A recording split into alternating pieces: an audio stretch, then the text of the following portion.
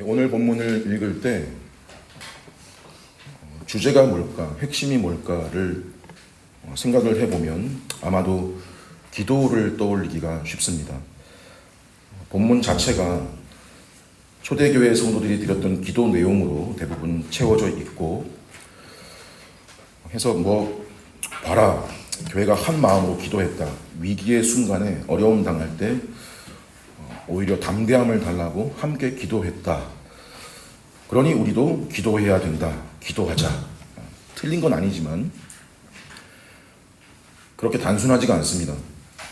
왜냐하면 보통 기도하자 그러면 우리 속에 이미 자리 잡고 있는 자연스러운 이 종교적 생각, 기도를 우리가 원하는 것, 내가 요구해서 얻는 것, 그렇게 여기는 인식이 우리 속에 이미 강하게 자리 잡고 있어서 기도를 강조할 때에도 사실 많은 것들을 수정하고 바로 잡아야 될 필요가 생깁니다.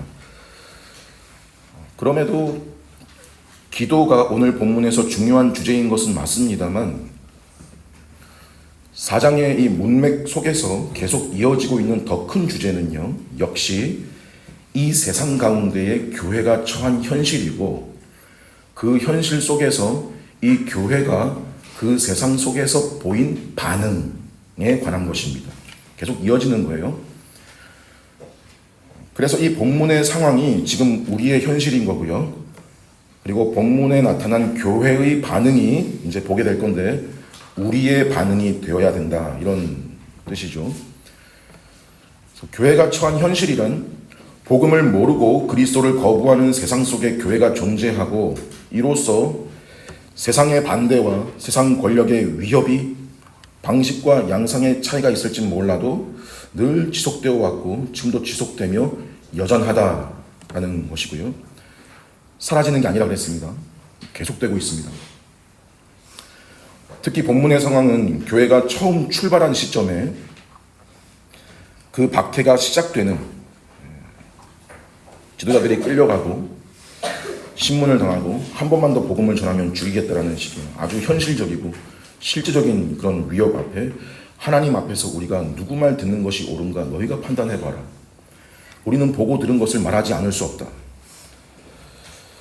자, 이런 말까지 이들이 듣고 분해도 정치적 계산 때문에 어쩔 수 없이 일단 풀어주는데 풀려난 그들을 맞이한 교회의 반응이 뭐냐면 바로 기도였다라는 거거든요. 자, 그들이 석방돼서 지도자들이 석방되니까 기뻐했다라는 그런 표현 설명은 나오지도 않고요. 23절에 사도들이 모임에 그 동료에게 가서 제사장들과 장로들의 말을 다 알리니 되어 있어요. 그러니까 그 위협하고 협박한 말을 교회가 이제 다 알게 됐다는 게 전체가 다. 그럼 자연히 드는 감정이 뭘까요? 공포, 불안, 좌절, 이거일 것 같은데 근데 이 사람들 교회의 태도는요, 보니까 마치 올 게 왔다, 그런 식입니다. 이미 예상했고 알고 있다라는 듯이 뭘 알아요? 예수의 제자요 증인들인 교회를 향한 위협과 공격이 시작된 거고 지속될 거다.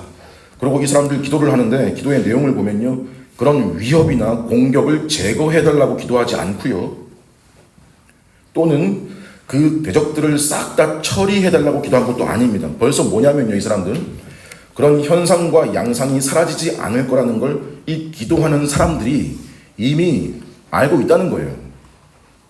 그게 전제예요. 이게 아주 여러분 중요한 포인트입니다. 교회의 여정에 성도들 삶에 닥치는 여러 위협과 고난들이 사라지는 게 아니고 계속 있을 거라는 것을 이 본문 속에 기도하는 자들은 이미 전제하고 있다. 이렇게만 봐도 기도라는 거에서 단순히 우리 눈앞에 힘든 걸 사라지게 해달라는 게 기도의 본질은 아니라는 걸 짐작할 수 있죠. 물론 오해하지 말 것은요, 그걸 금지한 건 아니에요. 구할 수 있어요. 요청할 수 있어요, 하나님께. 근데 조금 더 중요도에 있어서 먼저 된, 전제된 본질적인 것이 있는데 그건 어떤 기도할 때의 그 내용의 문제가 아니고 그 기도를 드리고 있는 그 기도자의 지식과 태도의 문제에 가깝습니다. 기도 내용의 문제라기보다 그 기도하는 사람의 기도자의 지식과 태도의 문제에 가깝다. 지식이라 함은 내가 지금 기도하는 대상이 어떤 분이시냐 하는 그분에 대한 지식이고요. 그러니 그 지식은 자연스럽게 그분을 향한 내가 가지게 된 태도와 직결되죠. 그래서 기도란 내가 뭘 막 요구하는 게 아니고요. 내가 그런 사람이어서 나오는 거예요.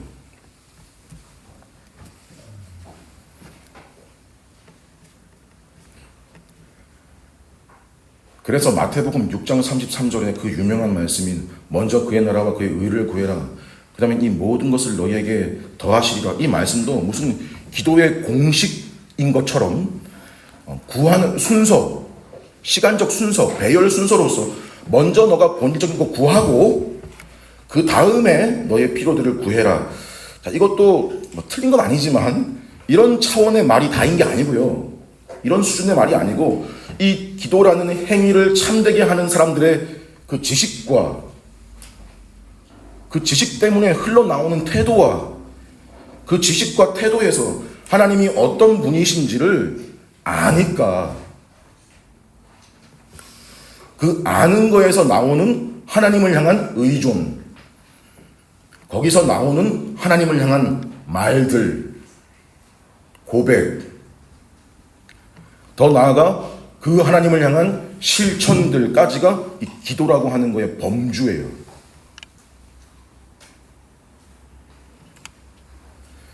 여러분, 그래서 교회라고 하는 것은요, 각자 정도의 차이와 수준의 차이가 있을 수 있어도 바로 이런 기도자들의 무리인 거예요. 자, 이 기도를 개인적으로 할 수도 있지만 사도행전 서두에서부터 계속 반복되고 있는 것은 이런 기도를요, 지금 교회가 함께 하고 있다는 거예요. 24절에 보니까 한 마음으로 하나님께 소리를 높여 이르되, 이 장면이 과연 어떤 방식으로 기도한 거냐 할 때 학자들 사이에 이건 누군가 대표로 하는 기도에 그 회중들이 함께 한 마음으로 아멘으로 참여한 거다, 이런 해석도 있고요. 그리고 전체가 같이 마음을 모아서 즉 합심해서 기도했다라는 해석도 있는데, 저는 뭐 이 말이 둘 다를 아우를 수 있고 둘 다 건전하다고 생각합니다. 다만 합심하여 함께 기도한다라는 해석에서 주의할 것은 소위 목소리를 크게 하는, 우리말로 우리 교회는 안 쓰는 말이 아니지만 통성기도, 목소리를 크게 기도할 때 낼 수 있어요. 할 수 있는데 이게 자기중심적인 기도, 은근한 그 소리를 내므로 인한 과시가 있거나 그러면서 알아들을 수 없는 말이 섞이거나 말수를 채우기 위해서, 끊기지 않기 위해서 무의미하게 반복되는 말들이 연속되는 거, 성경 표현으로 중언부언이라고 하는데, 여러분 이 본문의 장면은 결코 그런 장면이 아닙니다.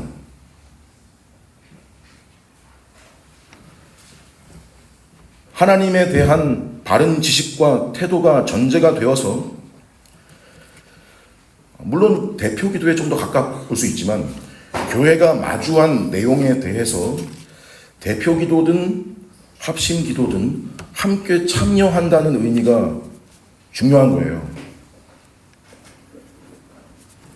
하나님을 향한 지식과 태도가 전제가 된 상태에서 교회를 두고 기도하는 공동체를 할 때는 여러분, 이미 내 중심적으로 나만을 위해서 기도하는 개인주의적인 존재가 아니라 하늘에 계신 우리 아버지요, 우리 아버지께 기도하는, 그러니까 베드로와 요한 이 두 사람이 받은 위협을 그 두 사람만 받은 위협이 아니라 우리가 함께 받은 위협이고 우리가 함께 받고 있는 고통이라고, 함께 그 문제를 놓고 기도하는 공동체인 겁니다.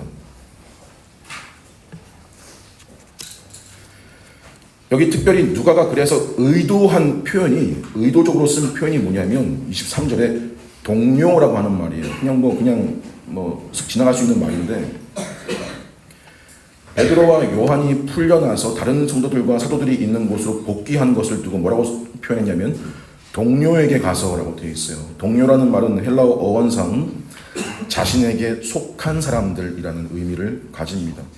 우리에게 속한 사람들, 즉 오순절 성령 강림 이후 사도들이 전한 말씀을 듣고 회개하고 믿음의 공동체를 이룬 사람들은 그리스도 안에서요, 서로가 서로에게 각각 자기에게 속한 사람들, 내게 속한 사람들이라는 출발에서 드리는 기도인 것입니다.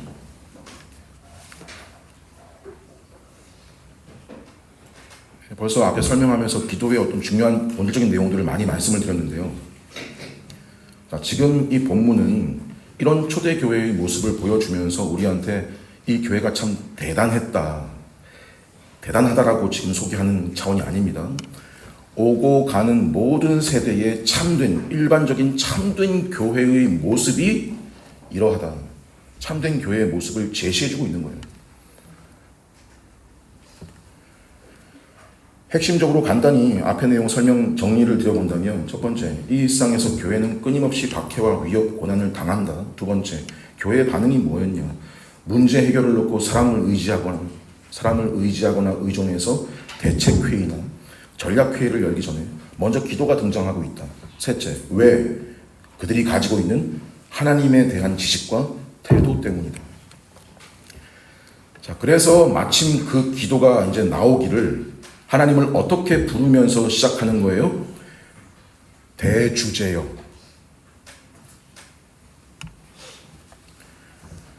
대주제라는 말은 절대적인 힘과 주권을 지닌 주인, 통치자, 한마디로 절대 주권자라는 말입니다. 이 말은 기본적으로 만물을 지으신 주인, 뭐라고 표현해요? 창조주. 그렇죠? 그리고 그 지으신 만물을 창조하실 뿐만 아니라 제신 모든 만물들을 보존하시고 다스리시는 주인, 뭐라 그래요? 섭리주.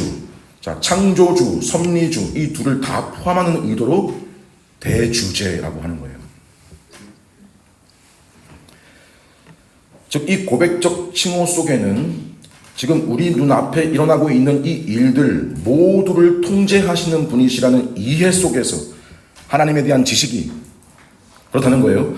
자신들을 위협하는 이 상황은 물론 이 상황에 처한 자신들의 형편이 대주제이신 하나님의 손에 있기에 우리의 모든 형편을 대주제이신 분께 맡긴다라는 고백이 이 호칭에 담겨 있는 겁니다. 그래서 바로 뒤에 부연하기를 천지와 바다와 그 가운데 만물을 지으신 이시오. 지었다라는 것은 그 지은 존재가 원인이고 근원이고 소유주시라는 거고 그분께 그 모든 것에 대한 권리가 있다는 말이죠. 여러분, 한 기도자가 경제적인 불이익이나 신변의 위협까지 예상되는 상황에 처했는데, 신자인데 기도의 대상이신 분께 마음에서 우러나와 전심으로 그분을 부르기를 하나님을 아는 사람으로서 대주제요 라고 불렀다고 합시다. 그렇게 불렀다면 그 고백이 뭐인 거냐면, 나한테 들이닥친 내 눈앞에 주어진 그 어떤 상황도 하나님의 뜻과 계획에서 벗어나는 게 없으니까 결국 하나님의 뜻을 이루는 일이 될 거라는 걸 알고 믿는 것에서 그렇게 부르는 거예요.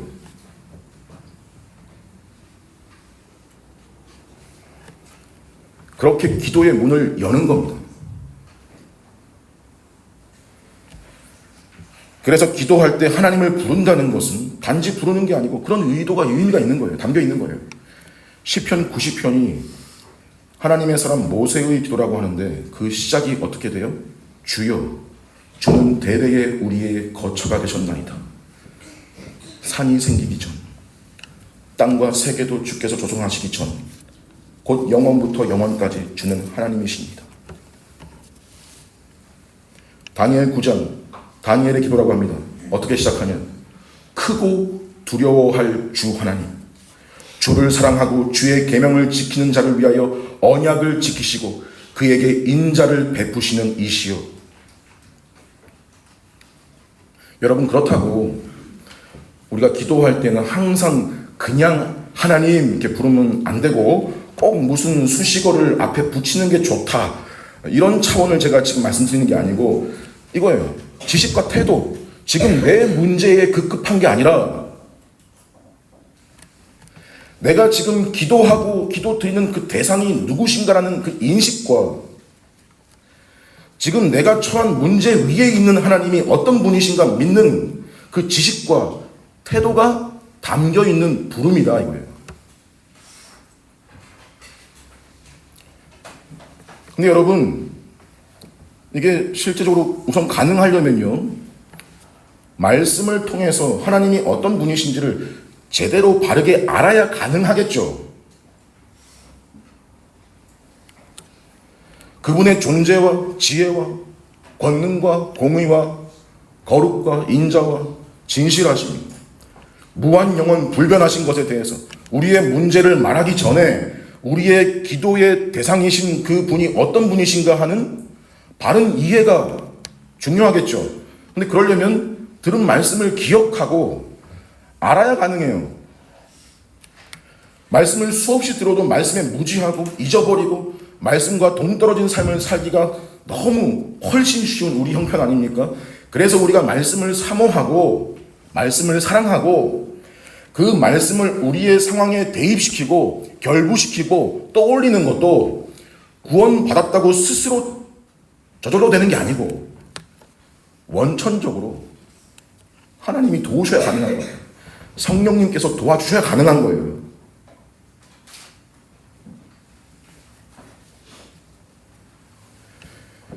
성령님이 말씀을 깨닫게 해주시고 우리 속에 그 말씀이 간직되고 생각나게 하실 때, 생각나게 해주실 때 또 그 말씀에 대한 소원을 주시고 의지를 새롭게 하시는 것도, 그래야 참되신 하나님을 부를 수 있고 그래야 우리가 처한 상황들을 말씀에 근거해서 기도할 수가 있는 거예요. 근데 이게 우리 힘으로 되는 게 아니라고요.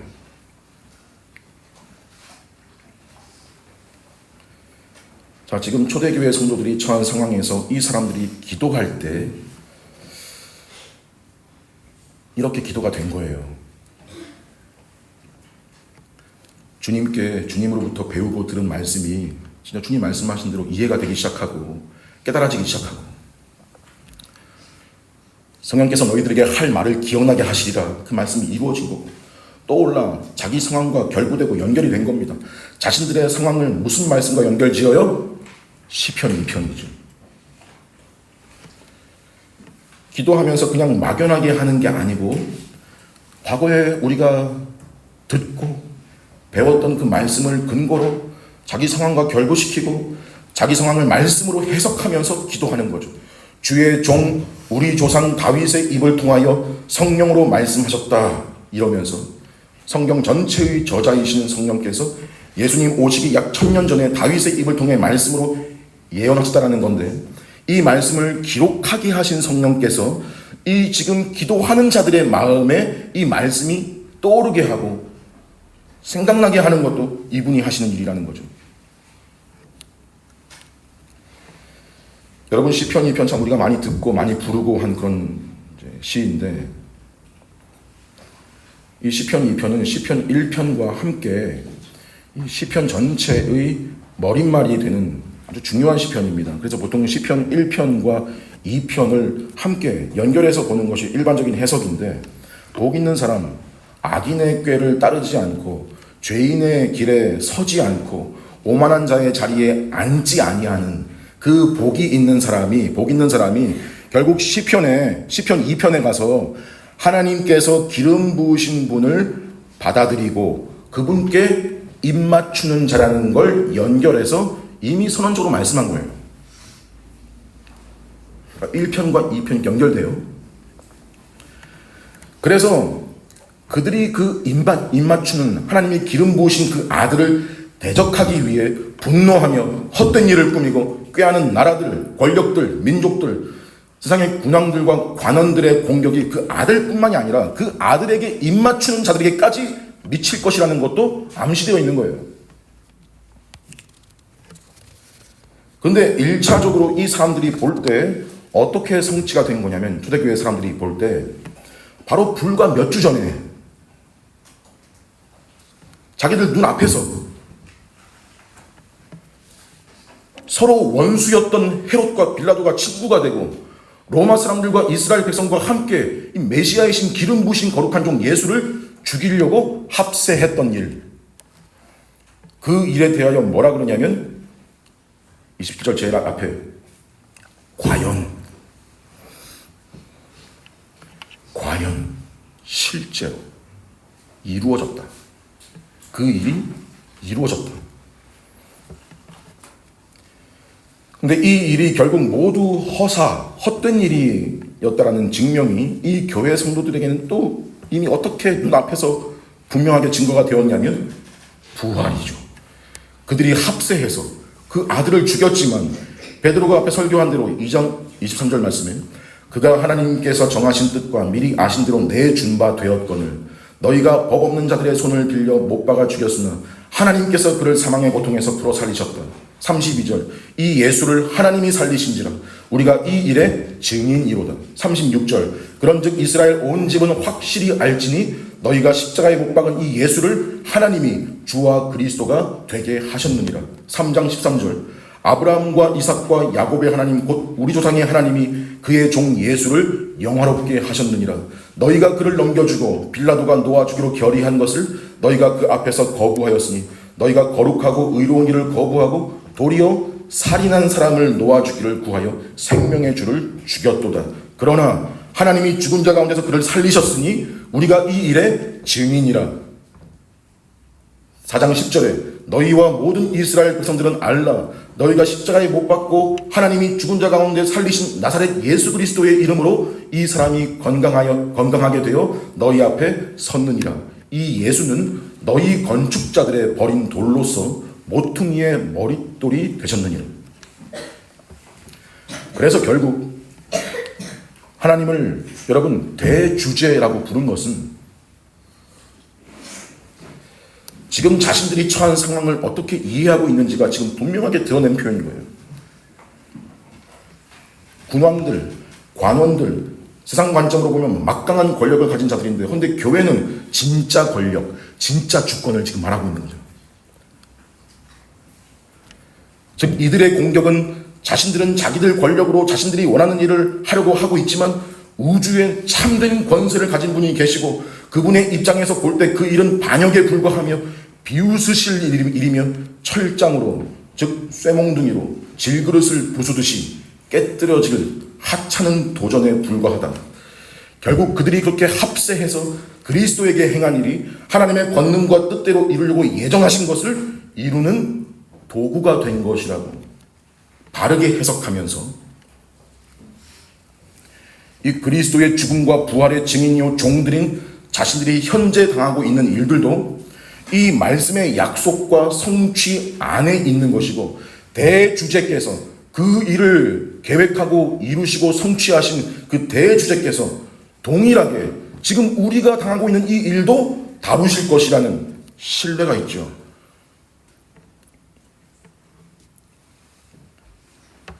지금 교회와 성도로서 우리가 당하고 있는 이 일도 대주제이신 그 분이 그렇게 다루실 것이라는 이런 지식과 태도에서 나오는 기도인 것이죠.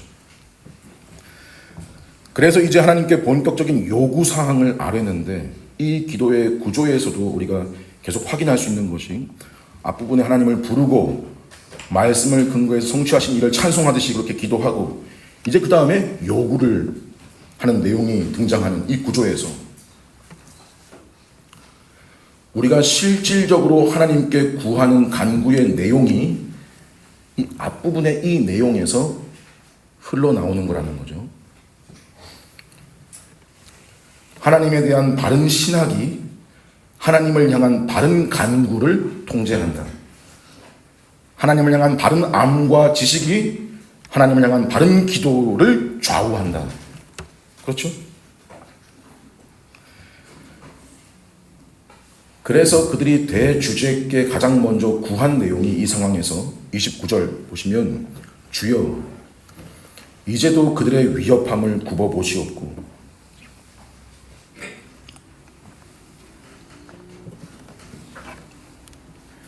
대주제께서 우리의 처한 이 상황을 굽어봐 주시옵소서.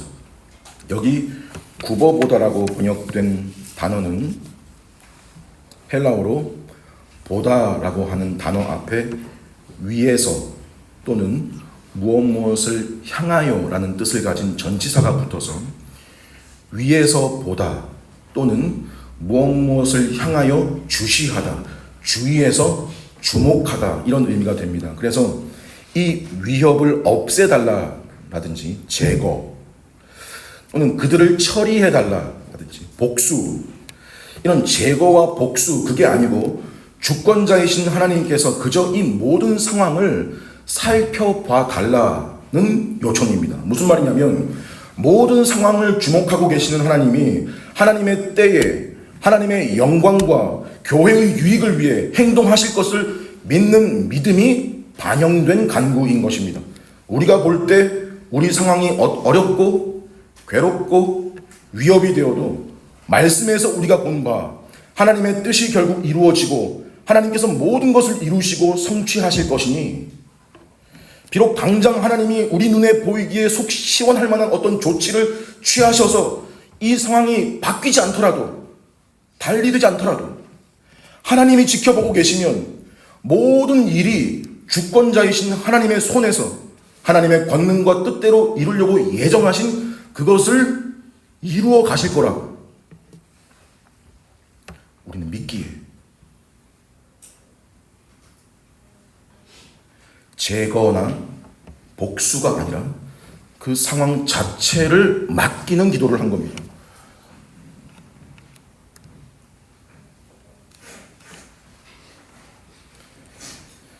여러분, 하나님이 다 보고 계시고 우리를 주목하고 계신다라는 이 똑같은 말, 사실, 명제 앞에 여러분 신앙인이라도 어떤 생각이 들 수 있냐면요, 근데 왜 나한테 이런 일을 주시냐? 똑같은 말이잖아요. 똑같은 말이에요.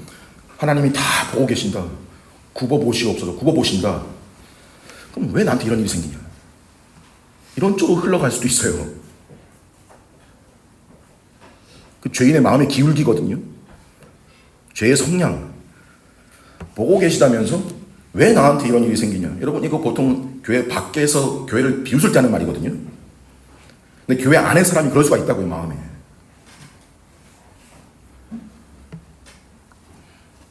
더 괴롭고 감당하기 힘든 일 같이 탁 닥치면 이런 생각이 들 수도 있고요.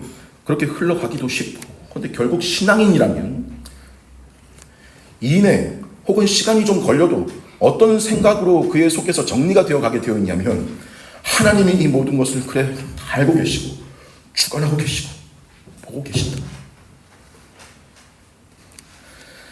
우리는 이 일의 의미를 다 알지 못하지만 이 일의 원인과 모든 과정과 되어질 일과 결과와 목적까지, 이유까지 다 아시는 하나님이 우리를 주목하고 계신다. 우리가 그 하나님의 감춰진 뜻까지 다 알 수 없잖아요. 인정하는 거예요. 근데 여러분, 이런 회복이요, 시간이 걸리더라도 이런 회복이 무엇을 통해서 주어지기로, 신자에게 어떤 방식으로 주어지기로 하나님이 정하신 원칙을 정하셨냐면 바로 몸된 교회를 통해서요. 교회의 지체들과 함께 나와 드리는 예배를 통해서, 그 안에 말씀과 기도와 주의 만찬이 있는 그 예배를 통해서 그 곤란과 환란의 상황과 낙심해 있는 그 마음의 회복을 시키도록 정하신 거예요. 그래서 시편 기자가 뭐라고 고백해요? 하나님의 신실한 종들을 억압하는 대적들이 자기를 공격하고 조소하고 멸시하는 일로 불안해하고 내 영혼이 낙심하며 그럴 때 내 눈물이 주야로 내 음식이 된 상황을 토로하면서 그 사람이 떠올렸던 게 뭐라고 나와요? 자신이 전에 성의를 지킬 때 성도들과 함께 동행하며 기쁨과 감사의 소리를 내며 하나님께 예배했던 때를 생각하고 그리워하며 다시 그 예배의 자리로 자신이 나가게 되기를 소망하며 도우심을 구하는 기도를 드리죠. 왜? 그곳에 그 공동체 안에 인생에 참 기쁨과 소망과 위로가 있다는 것을 결국 알기 때문이죠. 그래서 하나님의 주권을 인정하는 사람은 결국 뭐에서 가장 큰 위로를 얻냐면 하나님께서 성도를 주시하고 계신다. 교회를 주목하고 계신다.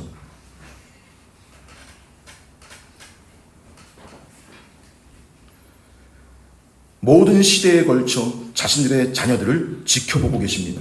그것이 진정으로 대주제 되신 분의 주권을 인정하는 태도에서 나온 기도입니다. 시야가, 이 좁고 편협한 시야가 안목이 넓어지는 거예요. 죄인의 편협한 인간적인 눈으로만 내 앞을 보다가 그 대주제라고 부를 수 있는 그 시야가, 하나님의 안목이 생겨납니다. 좁게 내 문제의 급급한 시각에서, 물론 내 문제 당사자한테는 큰일이죠. 하지만 거시적으로 그 모든 문제 위에 하나님이 계신다라는 안목이 생겨나는 것. 야고보서에서는 그걸 가리켜 지혜라고 표현을 했는데 그걸 구하는 거예요.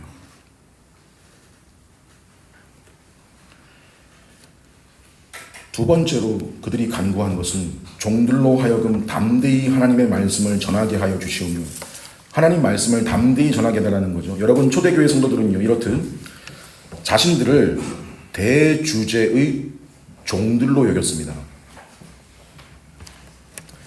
여러분 지금 우리 사회 현실에서 누구의 종이라고 생각해 보신 적이 있습니까? 쉽지 않죠.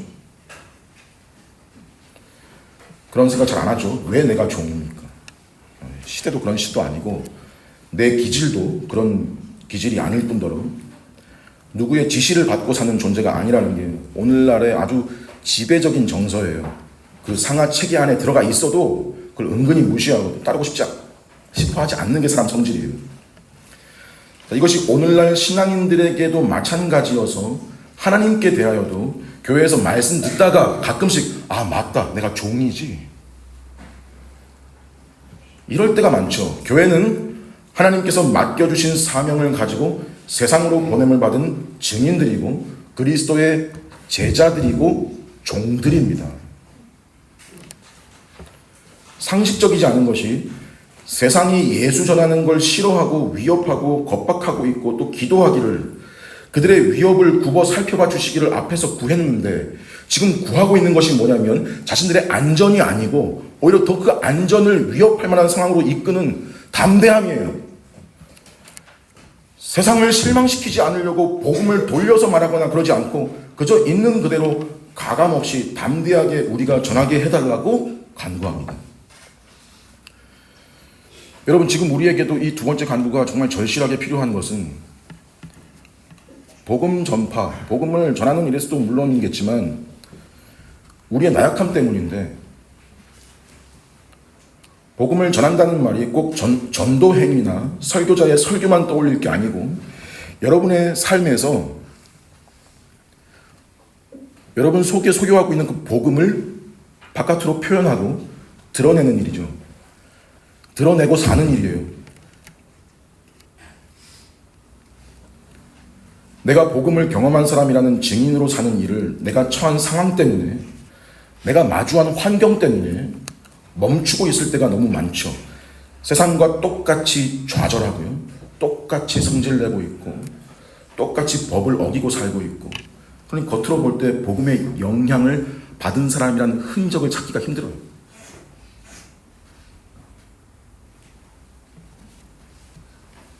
하나님 말씀을 소유한 사람의 태가 잘 안 나요.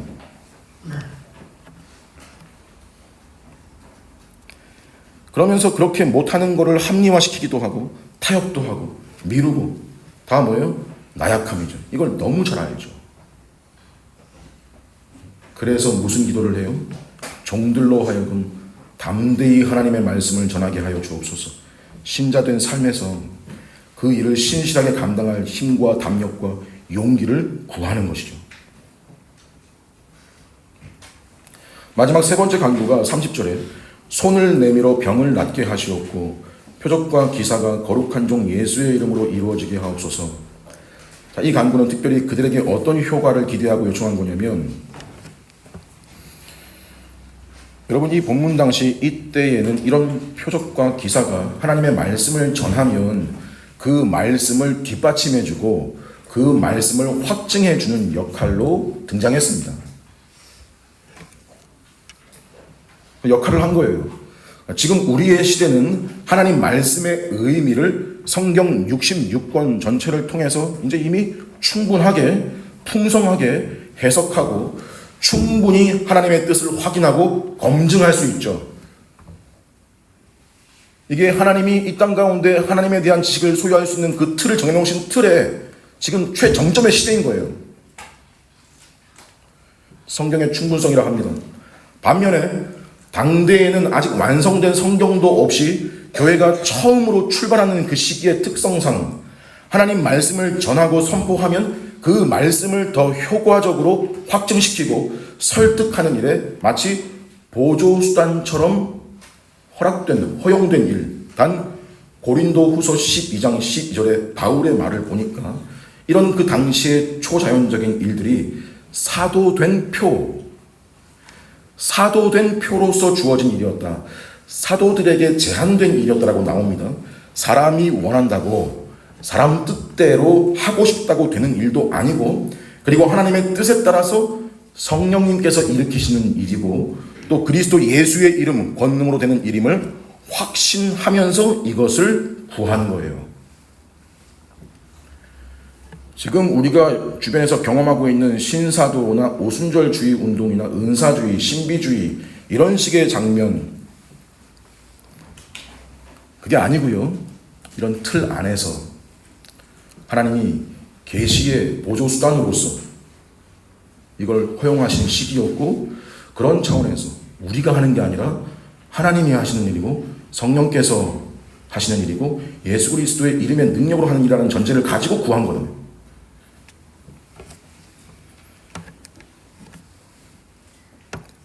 하나님께 이것을 구했다는 건 이 표적과 기사의 원천이 자기들이 아니라 하나님이시라는 인정이 전제되는 것이고, 여기 본문에서도 30절 맨 앞에 보니까 손을 내밀어 병을 낫게 하시옵고, 여기 우리말 번역상에는 이 손이 도대체 누구 손인지 불명확하게 번역됐는데 원문에는 당신의 손이라고 되어 있습니다. 즉 치유의 유일한 원천은 하나님의 손이라는 인정이 전제된 표현의 기도예요.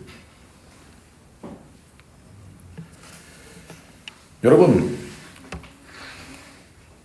이런 표적과 기사와 이적이 지금 시대에 일반적이지 않다 해도 우리는 이 초대교회의 간구, 세 번째 간구에서 우리가 무엇을 소망하고 대입시키고 연결시킬 수 있냐면, 그 일을 행하신 성령님의 목적이 결국 그들의 말씀 사역이 더 효과적으로 확신 가운데 전달돼서 사람을 변화시키고, 그 변화된 사람들로 하여금 마치 나면서부터 걷지 못하던 40년 된 안진뱅이가 걷기도 하고 뛰기도 하며 성전에 들어가 하나님을 찬미했던 것과 같이 한 영혼이 그렇게 살아나고 복음이 전파되고 교회가 든든히 세워져 가는 그거.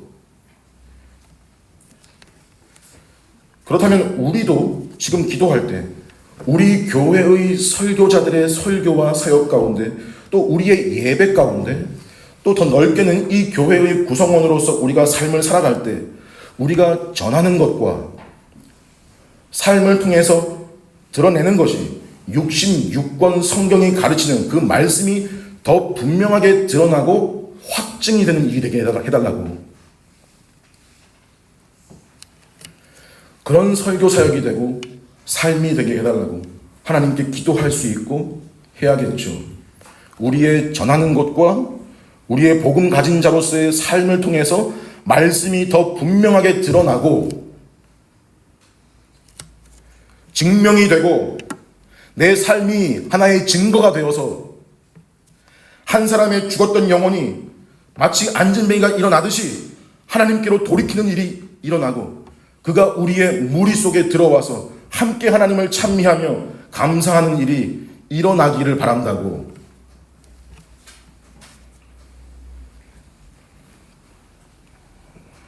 여러분, 이게 기적이죠. 여러분, 이게 인간 설교자가 설교를 얼마나 철저히 준비하고 그렇게 열심히 준비를 잘 한다고 되는 게 아니고, 그가 설교를 잘 전달한다고 되는 것도 아니고, 하나님께서 능력의 손을 내미셔서 되는 일인 줄을 알기에 이걸 구하는 것입니다. 예배 시간에 선포되는 말씀이 권능과 역사하는 힘을 가지고 예배의 현장에 그렇게 능력 있는 말씀으로 선포되고 그 말씀을 대하는 자들의 마음에 역사하시기를, 그게 설교자, 사람이 기획하고 쥐어짜서 되는 게 아니고 성령님께서 하시는 일인 줄 알고 그것을 구하고 우리 교회의 설교자들을 그렇게 사용해 주시기를 하나님께 구하는 것이죠.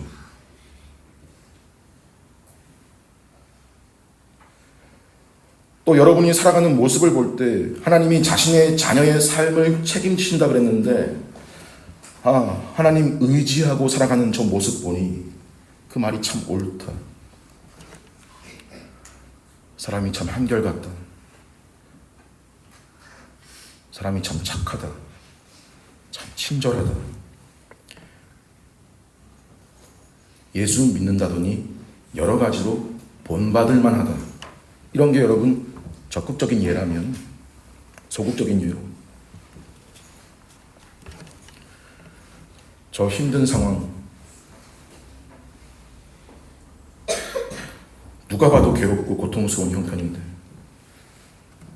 저렇게 이겨내려고 하는 모습, 근데 힘든 가운데 저 사람이 믿는 대상에 대한 어떤 신앙이 드러나는 모습, 여러분 이런 부정적인 상황을 보면요 되게 어떤 말을 하냐면, 앞에서 그랬죠? 하나님 믿는다면서 왜 저런 일이 일어나냐. 이게 일반적인 반응들이에요. 일반적인 반응이에요. 밖에서는요. 근데요, 그 일반 가운데 기적이 일어나는 게 뭐예요? 그 일반 가운데 혹 어떤 한 사람 속에는 그 사람의 모습을 보고 참 대단하다, 감동이다, 복음에 관심을 가지는 일이 일어나면 그게 기적이죠.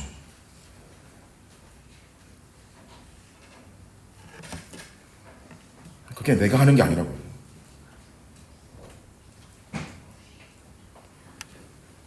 나는 그냥 말씀에 지그시 묵묵히 순종했을 뿐이죠. 여러분 이런 일들이요 어떤 배경에서 일어나는 일이냐면, 앞의 기도, 우리가 복음을 담대히 전할 때 고통과 위협과 어려움 많은 삶이라도 대주제께서 굽어보신다라는 그 믿음 위에 복음이 담대히 전해지고 내 삶에 드러날 때 하나님께서 하시는 일입니다. 이걸 기도 중에서도 소망하는 거죠. 여러분 이런 기도에 대해서 하나님이 어떻게 하십니까? 들으십니다. 하나님은 말씀하시는 하나님이시기도 하시지만 들으시는 하나님이십니다.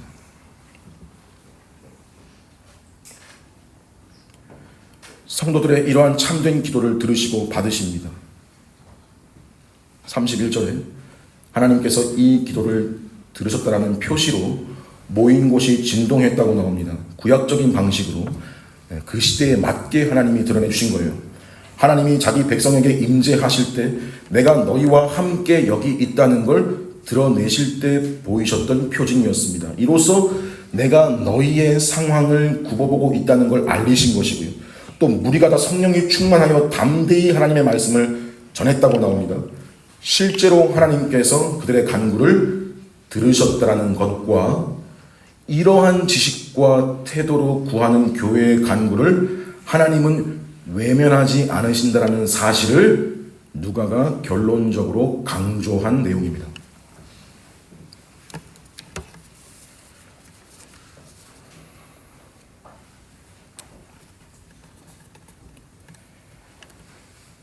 여러분, 오늘 말씀에서 세상의 위협과 공격과 또 이로 인한 고난 앞에 초대교회가 보여준 기본적인 반응은 단순히 기도였다, 이렇게 말하기 전에 일단 좀 더 근원적으로 말한다면 이미 알고 있다입니다.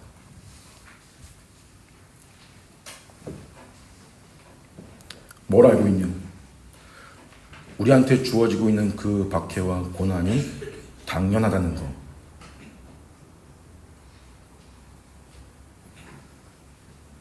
그리고 또 뭘 알고 있냐? 우리가 섬기는 분이 대주제이시라는 거.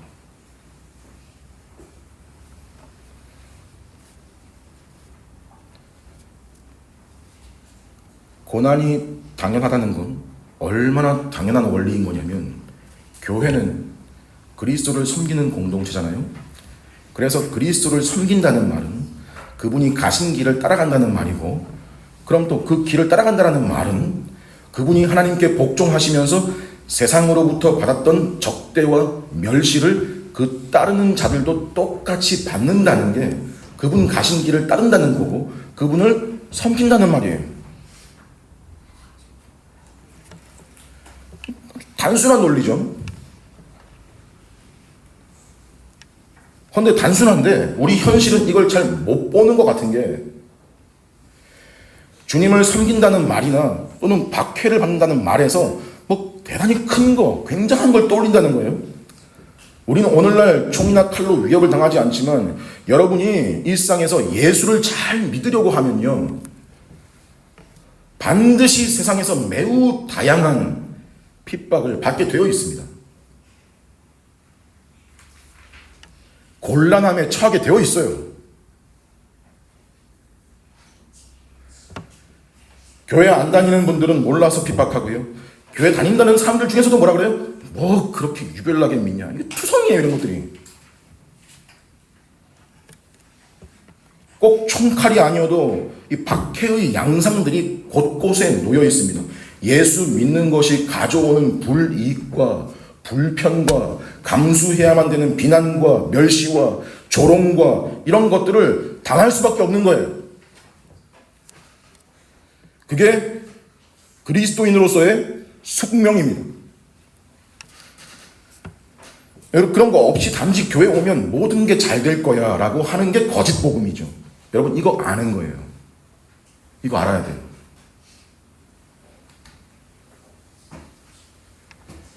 여러분, 방금 말씀드린 거 이걸 알고 볼 수 있는 눈이 뜨여야 예수님의 그 마태복음 5개의 설교 중에 첫 번째 설교인 산상수훈이 이해가 돼요. 순종이 돼요. 가능해진다고. 그게 비로소 너희를 뭐라 그래? 너희를 핍박하는 자를 저주하지 말고 축복하고 기도하래. 이게 어떻게 되냐고.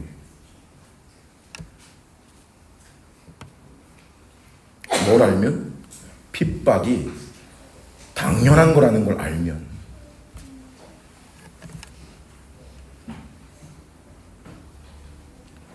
가능한 여지가 생기는 거예요.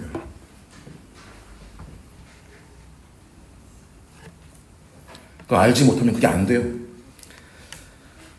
핍박이 당연한 거야, 고난이 당연한 거야, 그건 모르면 반사적인 나라는 존재에서 튀어나오는 열매가 뭐냐, 나도 똑같이 욕하고 그대로, 아니 더 직성이 풀릴 만큼의 되갚아줌이 있어야 진정이 되고, 그게 안 되면 심장이 뛰고. 여러분, 그 순간에 하나님은 안 보이죠. 그 순간에 대주제가 내 머릿속에 없어요. 여전히 내 눈이 편협하게 자기중심적이고 자기 문제에만 그 해결에만 집중하고 있는 상태이겠죠. 근데 이 초대교회 성도들의 이 기도를 보면요, 자 물론 초대교회를 띄워주면 대단한 것이냐 생각을 하는데, 이 기도 이후에 모든 그들의 현실 삶이 전부 완벽했다 할 수 없어요. 근데 최소한 이 본문상에서는 이걸 볼 수 있는 눈이 있었다라는 거고, 지금 그렇게 보여주는 거예요. 뭐라 그래요? 과연 헤롯과 본디오 빌라도가 그리스도를 핍박할 때 하나님이 예정하신 그 일을 이루려고 성에 모였다. 우리는 이 장면을 성경으로 보지만요, 이때 이 사람들한테는 불과 몇 주 전에 자기들 눈 앞에서 일어나고 있었던 현실이었잖아요. 그때 그 현실에서 말씀을 근거해서, 말씀을 떠올려서 그 상황을 이것이 하나님이 다윗을 통해 말씀하게 하신 일이 성취된 거라고 바르게 보고 해석했죠. 마찬가지 오늘 본문 시점에 자기들에게 닥친 상황을 볼 때도 단지 두려워만 하지 않고, 안 두려웠겠어요? 단지 두려워만 하지 않고 이것이 바로 우리 주님이 당하신 그 박해고 고난이다 라고 또 해석하면서 뭐 복수를 위해 기도하지 않고 그저 대주제께 자신들의 상황 자체를 맡기는 기도를 드렸죠. 뭐예요? 예수님이 당하신 것을 우리도 당하는 거고, 따라가니까, 섬기고 있으니까 당연한 거고, 그거 당하는 거고, 이 모든 일을 대주제이신 하나님께서 주관하고 있는 중이라는 것을 성령님께서 보게 하신 거죠. 뭐예요? 거시적인 안목이 생긴 거죠. 내 현실을 내 좁은 식견으로, 인간적인 시각으로 좁게 보지 않고 하나님의 안목으로 볼 수 있는 시각. 다시 말씀드립니다. 이게 이 초대교회가 대단했다라는 걸 강조하는 게 아니고, 일반적으로 오고 가는 이 땅의 모든 세대의 참된 교회는 그런 공동체다라고 하는 걸 보여주는 거예요. 그래서 여러분, 사시면서, 여러분들에게 주어진 인생을 살면서 나만 고통당한다는 생각, 내가 제일 힘들 거라는 생각, 별로 성도답지 못한 생각인 줄 아셔야 됩니다. 사람들이 그렇게 많이 생각하는데요, 예수를 믿고 대주제이신 분을 믿는다는 무리인 교회에 들어온 사람이라면 그렇게 인생에서 나만큼 힘든 사람이 또 있을까? 나한테 계속 이런 일이 왜 생기는가?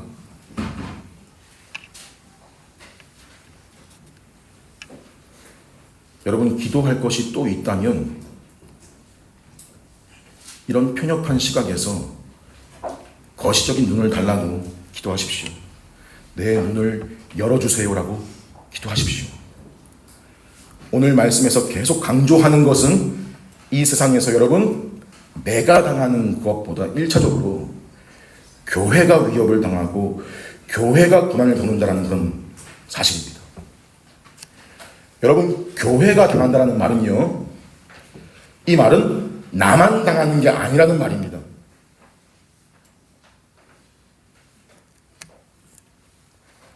나와 몸을 이루고 있는 이 지체들, 이 사람들, 나하고 똑같이 이 세상 속에서 치열하게 살다가 이 예배의 자리로 나온, 여기서 한 말씀을 듣고 함께 한 떡과 잔을 마시는 이 사람들도 똑같이 겪은 시간들과 수고가 있다는 걸 좀 알아야 됩니다. 그러니까 내가 제일 고생하고, 내가 일을 제일 많이 하고, 내가 제일 신경을 많이 쓰고, 내가 제일 수고한다, 이런 생각이 드는 게 세상의 일반적인 특징인데, 뭐예요? 끝없는 주관주의, 개인주의, 자기가 제일 중요하고 자기에게 함몰되어 있다 보니까 왜 나한테만 이런 일이 일어나냐? 그렇지 않습니다. 여러분, 그렇지 않습니다. 많은 성도들이 이런 고난을 겪어왔고 통과해왔고 지금도 통과하고 있습니다. 그 일이 성경에 이미 예견되어 있는 사실입니다. 과연 십자가에 못 박아 죽인 예수를 따르는 자들을 그냥 내버려 두지 않습니다. 여러분, 이 사실을 잘 아는 것이 무엇보다 중요합니다. 여러분, 이 위협의 위기의 순간에 초대교회가 자신들의 안전을 위해 기도하지 않았다는 게 정말 인상적이지 않습니까? 우리는 나 자신의 안위와 안전을 지나치게 많이 생각하는 시대에 살고 있습니다. 그뿐 아니라 우리 자신도 거기에 너무 지나치게 매여 있다는 사실을 부인할 수 없습니다. 물론 우리 자신의 안위, 내 가족의 안전 중요하고 그것을 위해 할 수 있는 대비와 노력을 다하는 것 잘못된 게 아닙니다. 하지만 그 위에 하나님의 대주제 되심에 대한 믿음이 전제된 것인가 자신을 돌아봐야 됩니다. 그러면 내 것만 신경 쓰지 않습니다. 하늘에 계신 내 아버지여가 아니라 우리 아버지여라는 부름이 이해가 되기 시작합니다.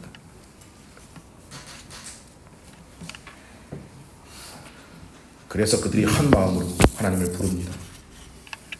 대주제여, 하늘에 계신 우리 아버지여. 부르면서 함께 기도합니다. 공적인 예배 시간에 대표 기도를 통해서 함께 기도하기도 하고, 특별한 경우에 실제로 함께 합심으로 기도하기도 하고, 또 지금 우리와 같이 각자의 자리에서 개인적으로 또는 가족 단위로 그것도 같은 간구의 제목을 가지고 함께 기도했겠죠.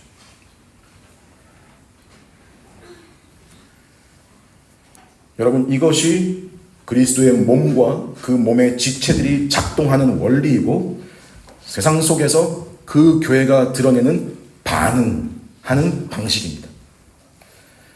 세상에서 주어지는 위협과 고난을 이미 알고 있고 그 모든 것을 대주제께 의탁하고 주님 가신 길을 묵묵히 따라가는 그런 사람들이 모여서 함께 말씀을 듣고 그 말씀을 근거로 해서 같이 기도하는, 개인주의적으로 말씀과 상관없는 자기중심적인 기도가 아니라 교회의 고난과 교회의 기도로 함께 나아가려고 하는 그런 공동체, 그들은 대주제의 백성이며 대주제이신 분의 백성답게 기도하고 또 담대하게 복음을 증거하고 드러내는 무리입니다. 우리가 그런 교회이기를 바라며 이 안에서 여러분의 모든 만족과 위로와 평강을 누리시기를 바랍니다. 주의 만찬 거행하겠습니다.